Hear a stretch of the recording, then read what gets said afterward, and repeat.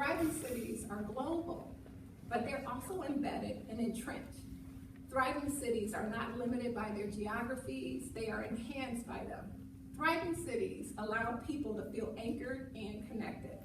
They're enduring places. They have a story that attracts and draws you in. They're places that define their own narrative, and they don't rely on others to do it for them. They shape the narrative. They tell the stories that the media will tell. They identify the investments that those will consider, and they publish the data that they want to be shared. Thriving cities are defined by their aspiration as well as their DNA.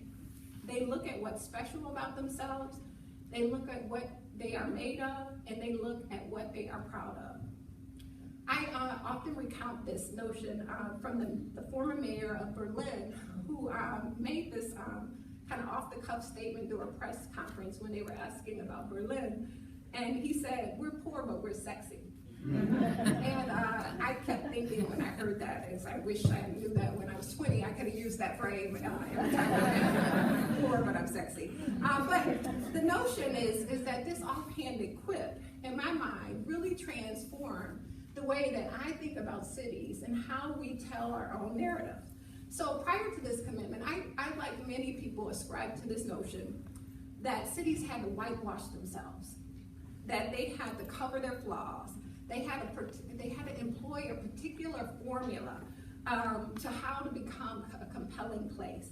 But I think what the mayor in Berlin did was to turn that notion upside down. He basically takes his city's biggest deficits and turns it into an asset, and then he brags about it. Think about that.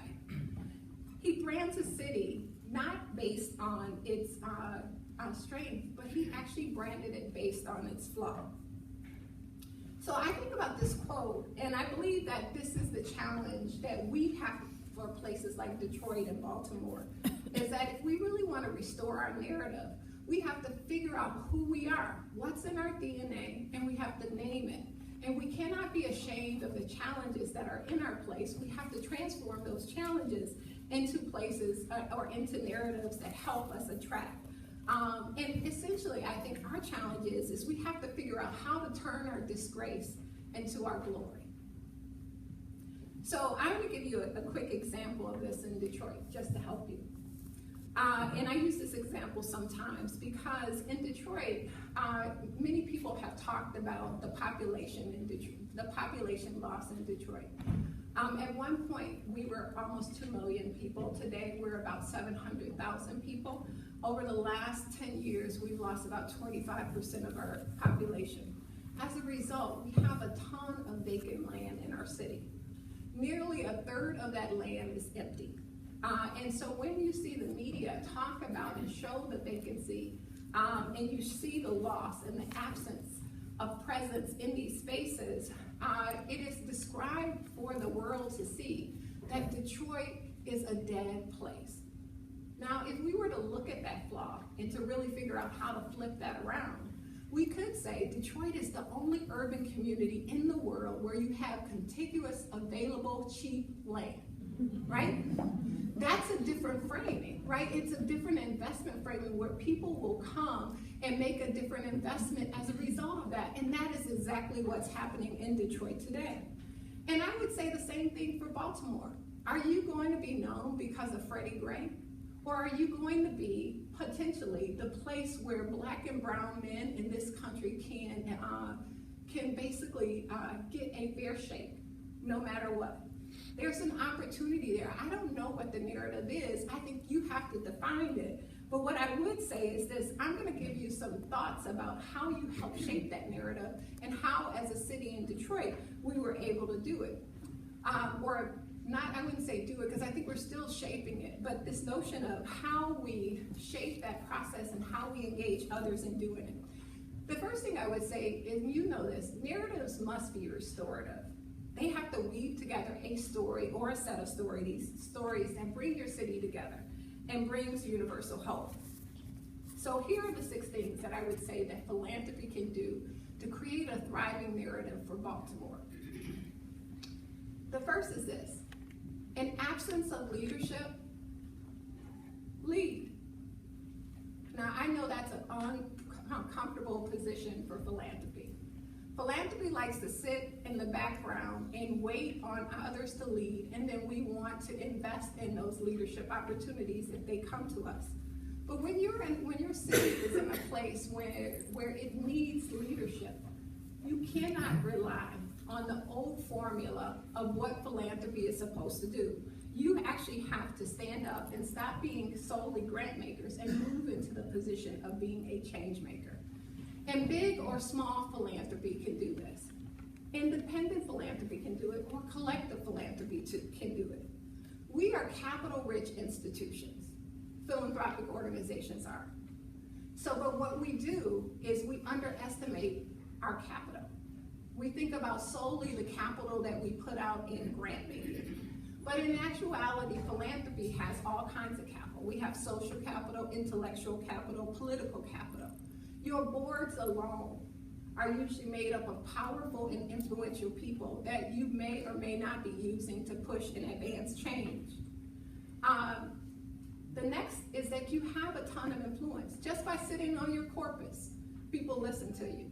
You know, I often say when I first came into philanthropy, I always say that I've been waiting on the most, waiting to get a sincere compliment, because you don't get them after you get in, right? Because your corpuses create a ton of influence for you, and it's for us to use that. Now the thing is we must use our influence, but we cannot confuse it. So I think one of the challenges that we see in philanthropy when we start to use influence is that we begin to believe in some kind of way, because we have influence, that we are a democratic voice, or that we're a moral voice of the community. We're not those things, yet our voices are still important. We are an important part of the civic fabric of a community and a place. We don't replace government or democracy, and our work should be to enhance them. And then I think the last thing around this notion of leadership is that we don't like to lead because we don't like to be critiqued. Philanthropy has enjoyed the admiration of its riches for a long time. But at this point, we have to step out and use that capital that we built over so many years, where there are some that may trust us and some who may not, and use that to actually advance change in a way that will help our communities move forward. The second thing is help expedite and accelerate the next generation of leadership. Philanthropy should be investing in leadership and the transition of leaders. Invest in young people. Help them clarify their voices and their perceptions. Help them clarify their solutions. Invest in community organizing. Everyone needs the opportunity to lead. I often say in Detroit, people will say, why do you do this work? Do you do the work in Detroit because you're saving Detroit for children? I say, no, we make investments in children because we believe that the children will save Detroit for us. They have the set of solutions that are before them. So we have to be open to those solutions. We have to invest in the uncomfortable. And so we can't control what the outcome is, but what you want to do is control what the inputs are. And the inputs, and for me, are you want to invest in people who are interested in doing really hard things, the things that are not politically safe. And we need legions of these people. We need them from the public, the civic, the corporate sector. We need them from every sector of our societies and every sector of our cities. We need to put help wanted signs outside of our cities that say to us, we're seeking visionaries, not ordinaries. Those are the kind of people we have to invest in philanthropy if we want to make a long-term play for the survival of our cities. And we got to welcome these people. Welcome young people, welcome immigrants into our community, and we have to let them engage, allow them to exist, and create their own pathways to execute the change that's going to strengthen our cities. We need leaders who are going to be committed to low ego and high impact. We need leaders who do not operate from fear-based leadership. Right now is a time when you need courage. The third thing is that we're going to have to reinvest in government. Now, this is not something that I know many of us want to hear, but I would say this. The leadership that cities need are going to require far more than the myopic kind of focus on city operations and economic efficiencies. Now, those things are important, so I don't want to suggest that I don't believe that we should be efficient in the way that we use dollars, but we're going to have to move from this notion of doing workarounds of our government. Now, I don't know about you, but in Detroit, my expertise was to work around the government, because that was the only way I could get anything done. Because they were not partners in it. They became handicaps, or they prevented us from getting things done. But what would happen is that as they became more challenging, instead of trying to help figure out how you fix and move and resolve the kind of bureaucratic practices that prevent change from happening, we decided that we wanted to shrink it, and that we would start measuring and managing by accounting practices. And when you see those kinds of things happen, that's when you see things like Flint happen. So we're going to have to respect municipal leadership, and we're going to have to invest in those leaders as well. We need them to stand up and to provide the kind of partnership and opportunity and to help create space that crafts vision. They can't do it for us, but they can be a part of it. The next thing I would say about philanthropy is it is time for us to make a generational play. Philanthropy should hold this generational play. You need to be thinking not about what is going to happen in Baltimore in the next 2 years. There are plenty of people thinking about that. And even the next 4 years, which is an election cycle. What you need is somebody who's going to be thinking about what's going to happen in Baltimore in the next 20 years and the next 30 years. We all know that cities have life cycles. We forget that because we're in the US, where we're a newer place, right? And we forget that cities go through different cycles. But I'll tell you this, if you look back 30 years on almost a set of cities, let's just say San Francisco, New York City, Boston, Seattle, all of those places 30 years ago, people in this country declared those cities dead. 20 years ago, Washington, D.C., all of them have come back and rebound. And what we know about their rebound is that the hotbed of the economy are in those places. So that's the future we can expect for Detroit and for Baltimore. How are we making plans right now today that actually will allow us to benefit from that we get a chance to recover? Cities like us get a chance to recover in ways that other cities have not been able to.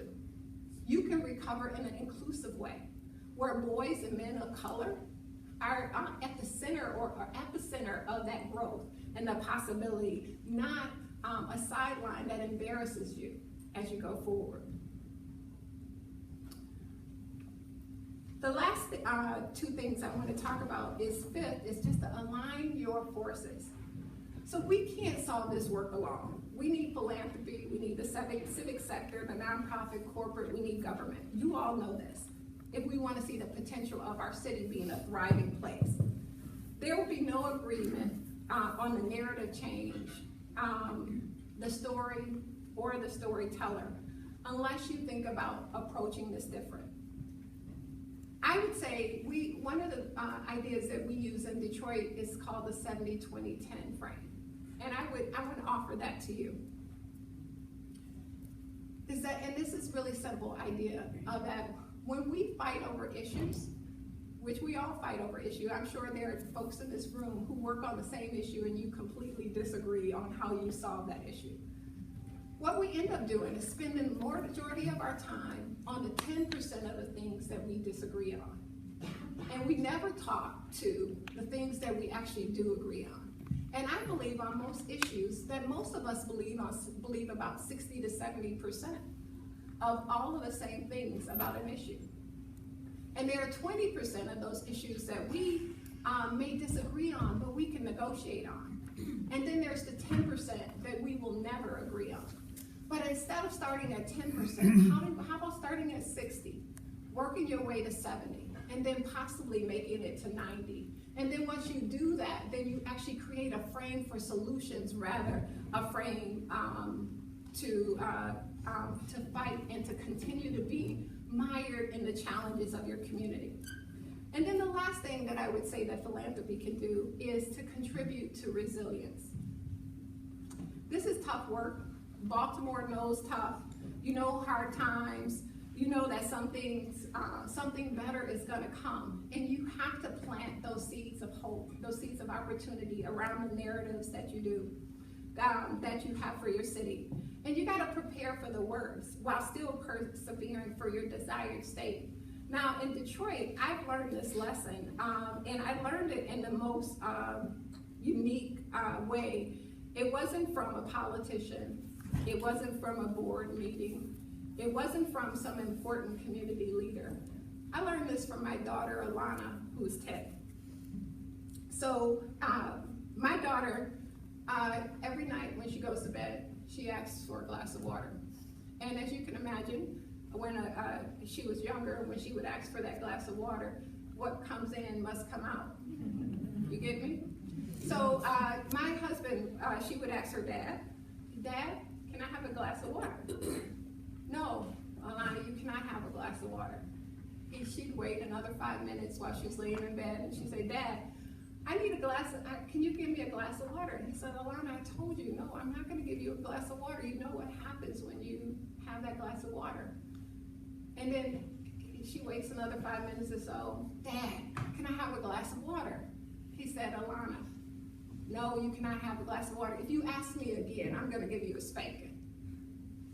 So she waits another 5 minutes or so, and she says, Dad. He's like, what, Alana? What can I do for you? Can you bring me a glass of water so I can have it after you give me my spanking? And so, you know, when I think about this story, is that this is tough work. There are going to be times when we have to be persistent, and sometimes we're going to get our butts whooped. But that doesn't matter. The focus has to be on the bigger picture, that we are aligning ourselves and our resources to build this kind of resiliency and this rich civic fabric in our communities that is not only going to be good for us today, but it's going to be good for us for the next generation. So thank you so much.